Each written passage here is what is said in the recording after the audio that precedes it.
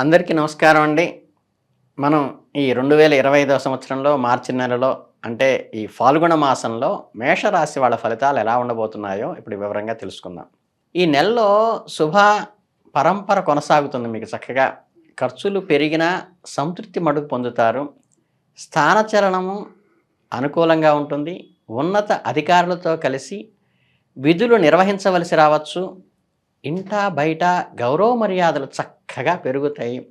శుభకార్యాల నిర్వహణ, శుభకార్యాలందు పాల్గొనట వంటి శుభ లక్షణాలు కూడా ఈ మాసం ఉన్నాయి.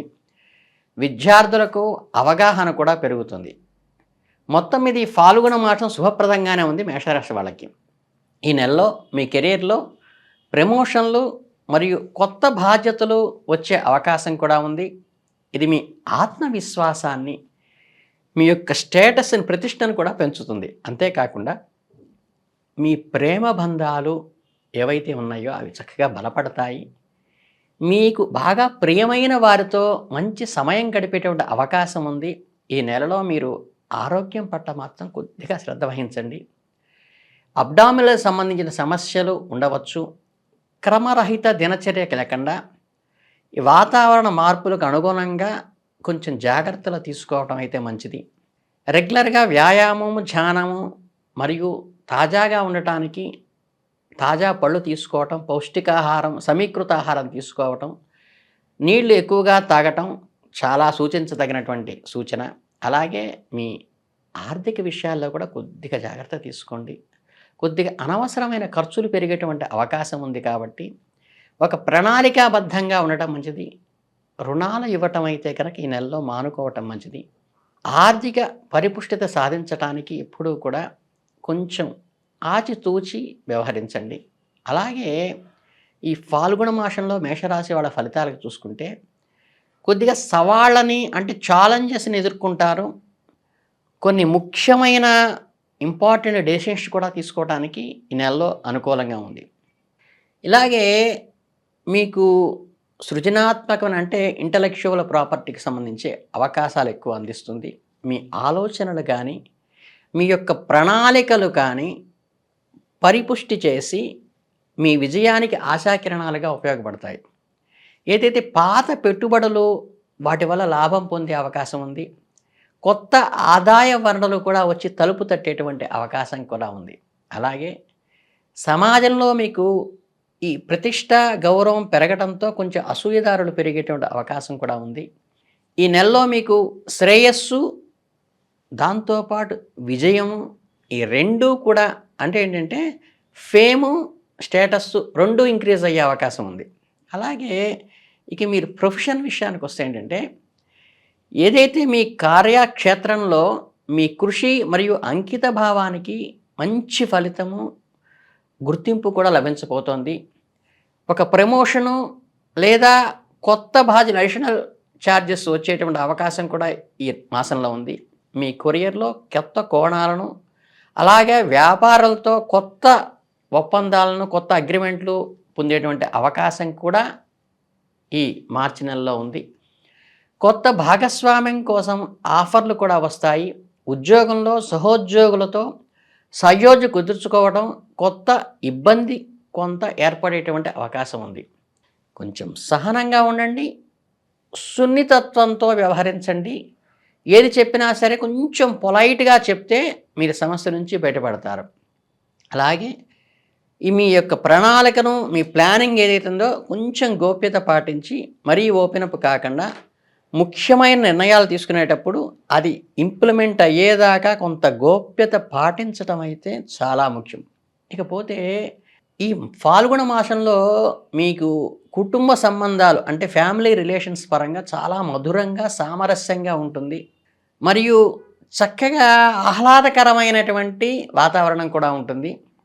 మంచి విశ్రాంతి, సంతృప్తి ఇచ్చేటువంటి మాసంగా కూడా ఉంటుంది. ఈ అవివాహితులు అన్మ్యారీడ్ కపుల్కి ఏమంటే ప్రేమ మరియు శృంగారంలో నిండి ఉంటుంది. ప్రేమ సంబంధమైనటువంటి సంబంధాలు బలపడతాయి. లేదా ఏదన్నా మీరు అలయన్స్కి ప్రపోజల్స్ పెడితే కూడా తొందరగా ఫుల్ఫిల్ అయ్యే అవకాశం ఈ ఫాల్గుణ మాసంలో ఉంది. అలాగే ఈ పాత బంధాలు, ఓల్డ్ రిలేషన్స్ ఏవైతే ఉంటాయో అవి కొంచెం మళ్ళీ రీకనెక్ట్ అవుతాయి. మీ జీవితంలో సానుకూల మార్పులకు దారితీస్తుంది. సన్నిహిత సంబంధాలు, చిన్న విషయాలపై కొద్దిగా వివాదాలు ఉంటాయి. కాబట్టి ఆలోచించి మాట్లాడండి. మీ ప్రవర్తనపై శ్రద్ధ వహించండి. కొత్త ప్రతిపాదనలు వచ్చే అవకాశం ఉంది. మీ జీవితానికి కొత్త దిశను నిర్దేశిస్తుంది ఆ ప్రతిపాదన. జీవిత భాగస్వామి నుండి బహుమతులు, అప్రిషియేషన్ పొందేటువంటి అవకాశం ఈ ఫాల్గుణ మాసంలో ఉంది. అలాగే మీ బంధాలను మరింత బలపరచడానికి మార్చి నెల బాగా ఉపయోగపడుతుంది. అలాగే ఈ నెలలో మీ మానసిక మరియు శారీరక శక్తి నిలిచి ఉంటుంది.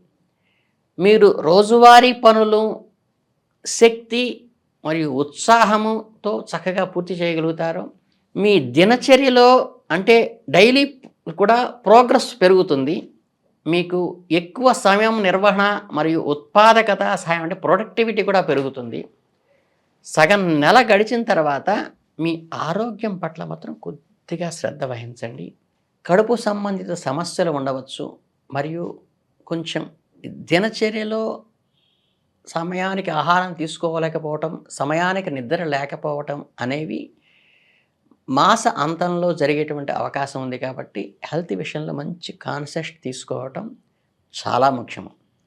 కనుక ఏంటంటే ఓవరాల్గా మీకు అంతా మంచి శుభకరమైనగానే ఫాల్గుణ మాసం అంతా గడుస్తుంది. అయినప్పటికీ మీరు తీసుకోవలసిన కొన్ని జాగ్రత్తలు ఇప్పుడు చెప్తాను.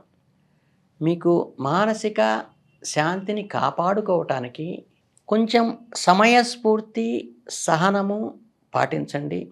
ఆందోళన మరియు ఒత్తిడి మీ మానసిక స్థిరత్వాన్ని ప్రభావితం చేసే అవకాశం ఉంది. కాబట్టి మీ ఆలోచనలను కొంచెం బ్యాలెన్స్డ్గా క్యాండిడ్నెస్తో పెంచండి.